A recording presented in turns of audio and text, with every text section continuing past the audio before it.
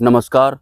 आत्म स्थिति में जो भी इंसान या साधक रहता है, सिर्फ उसे ही पता लगता है कि दूसरा कौन सा इंसान या फिर साधक आत्मभाव में है। किसी भी दूसरे साधु संत के बारे में जानने के लिए कि क्या वो कोई मुक्त पुरुष हैं या फिर वो मोक्ष प्राप्त कर चुके हैं या फिर वो कोई उच्च स्तरीय संत हैं या नहीं, इसको जानने का सिर्फ एक ही तरीका है, स्वयं सिद्धि करना, खुद की आत्म सिद्धि करना या फिर खुद आत्म स्थित होना। अगर मैं खुद आत्म भाव में नहीं हूँ और उसके बाद मैं किसी अन्य साधु संत के बारे में जानना चाहता हूँ कि क्या वो कोई सिद्ध पुरुष हैं या फिर वो आत्मज्ञानी है या नहीं, तो अगर वो इंसान या फिर साधु संत खुद आत्म स्थित में नहीं होगा तो वो बुद्धि का इस्तेमाल करके या फिर दुनिया जो भी सुनना चाहती है या फिर जानना चाहती है, जो भी शब्द एक सांसारिक इंसान को आकर्षित करते हैं, जैसे कि टाइम मशीन या फिर मुक्ति मोक्ष या फिर ब्रह्मांड का कोई भी रहस्य, तो वो इंसान बुद्धि का इस्तेमाल करके या फिर किताबी ज्ञान इकट्ठा करके कुछ भी बोल सकता है। और जो इंसान खुद आत्म स्थिति में नहीं है, वो ऐसे इंसान या फिर साधु बाबा को नहीं पहचान सकता कि वो खुद कोई सिद्ध पुरुष हैं या नहीं है, या फिर वो मुक्त पुरुष हो चुके हैं या फिर वो नहीं हो चुके हैं। आत्म स्थित होने का मतलब है आत्म भाव में वो इंसान है, तो खुद आत्म भाव में होने की वजह से वो दूसरों को भी आत्म स्वरूप में ही देखते हैं। सिर्फ आत्म स्थित होने के बाद ही दूसरे इंसान या फिर साधक को आत्म भाव के नजरिए से देखा जा सकता है। जो भी साधक खुद आत्म भाव में होगा तो उसे बुद्धि और मन का अच्छा खासा ज्ञान होता है, बोध होता है।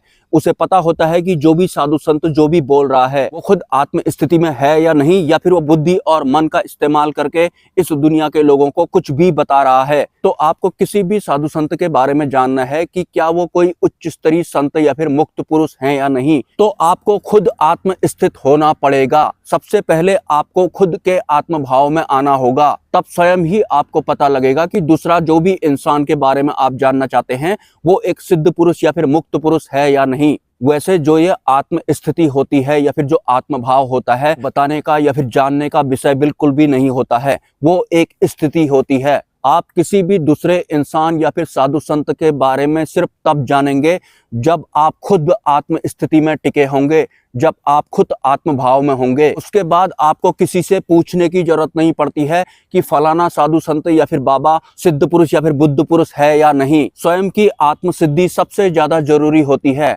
आप खुद आत्म भाव में नहीं हैं, आप जानकर भी क्या करेंगे कि कोई साधु संत आत्म स्थित है या नहीं, या फिर वो सिद्ध पुरुष या फिर बुद्ध पुरुष है या नहीं। अगर आप खुद आत्म स्थित में नहीं हैं तो आपको जानकर कुछ भी नहीं मिलने वाला है। स्वयं की सिद्धि सबसे ज्यादा जरूरी है। अगर हम खुद आत्म स्थिति में होते हैं तो स्वयं ही पता लगने लगता है कि बुद्धि और मन का मिलोचा कहाँ पर किया जा रहा है, या फिर कौन सा इंसान बुद्धि और मन के अधीन है, और उसके बाद वो दुनिया को वो सब बता रहा है जो कि ये सांसारिक लोग सुनना चाहते हैं या फिर जिन शब्दों से ये आकर्षित होते हैं। जो भी लोग इस चैनल से जुड़े हैं और वास्तव में वो साधक हैं और अगर वो आत्म सिद्धि की तरफ बढ़ रहे हैं, तो इस चैनल पर कुछ भी विषय पर किसी भी तरह की बातें हो, इंटरनली उन्हें कुछ भी फर्क नहीं पड़ेगा। मुझे ऐसा लगता है कि कुछ दिनों से कुछ बाहर के लोग भी डायरेक्ट चैनल पर आए हैं जिनकी शायद अध्यात्म की शुरुआत अभी हुई ही नहीं है। वो डायरेक्ट सवाल पूछ रहे हैं, या फिर जो भी उन्हें इस भौतिक जगत में दिखाई पड़ता है वो डायरेक्ट पूछ रहे हैं कि फलाना इंसान या फिर फलाना साधु बाबा सिद्ध पुरुष या फिर मुक्त पुरुष है या नहीं।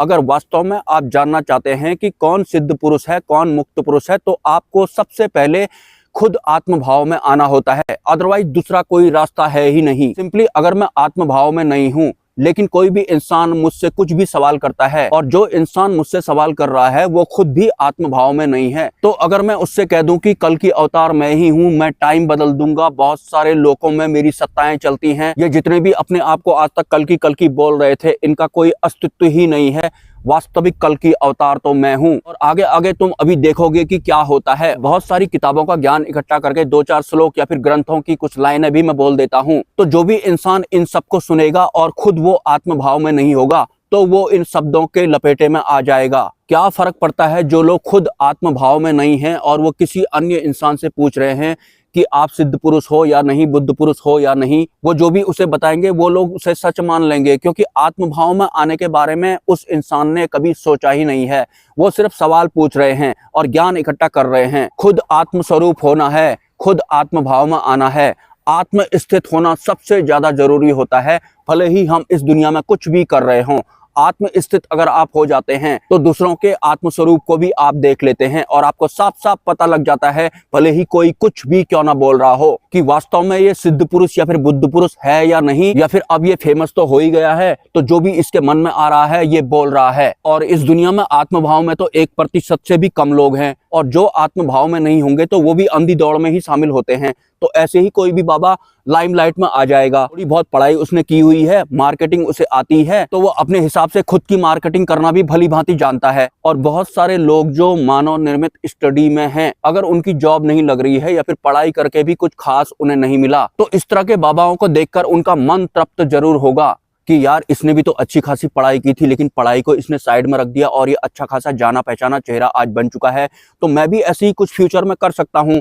कर क्या सकता हूँ, बहुत से लोगों का तो माइंड बन ही ऐसा गया होगा। वैसे जो इंसान पूर्व जन्म में गलत तरह की साधनाओं में लिप्त होता है, उसके अगले जन्म में वही सत्ताएं उसको लपेट लेती हैं, भले ही उसने IIT की हो, MBA किया हो या फिर LLB ही क्यों ना की हो। और इस जन्म में भी उसी तरह के अघोरियों के संगत में वो आ गया, और पढ़ाई उसने की हुई है तो थोड़ा दिमाग खुल गया होगा, मतलब थोड़ा फ्रैंक जैसा वो हो गया होगा कि इसे भी आजमा लेता हूँ, उसे भी आजमा लेता हूँ, सब कुछ आजमा लेता हूँ। ये सब कुछ आजमाने के चक्कर में ही इनकी हालत आज ऐसी हुई है। कुछ मलिन सत्ताएं भी इनके साथ में चल रही हैं, ये अभी भी पूर्ण रूप से ठीक हो सकते हैं। मानव निर्मित स्टडीज से रियल आध्यात्म का या फिर आत्मभाव का या फिर आत्म स्थित होने का दूर दूर तक कोई संबंध नहीं होता है। मैंने बताया है कि जो वास्तविक सत्य है वो एक छत्र है, वो एक सेपरेट व्यवस्था है। वास्तविक सत्य या फिर ट्रांसपेरेंट जो कण-कण वाली एनर्जी है जिसकी वजह से ये सब कुछ है, वो एक तरफ और बाकी सब कुछ एक तरफ। और अच्छी खासी मानव निर्मित स्टडी अगर आपने की हुई है और उसके बाद अगर आप अध्यात्म में आ रहे हैं, तो सच बताऊं तो इस मानव निर्मित स्टडी से पीछा छुड़ाना भी मुश्किल पड़ जाता है, क्योंकि जो भी हम इस दुनिया में करते हैं इंटरनली हम वैसे बन भी जाते हैं,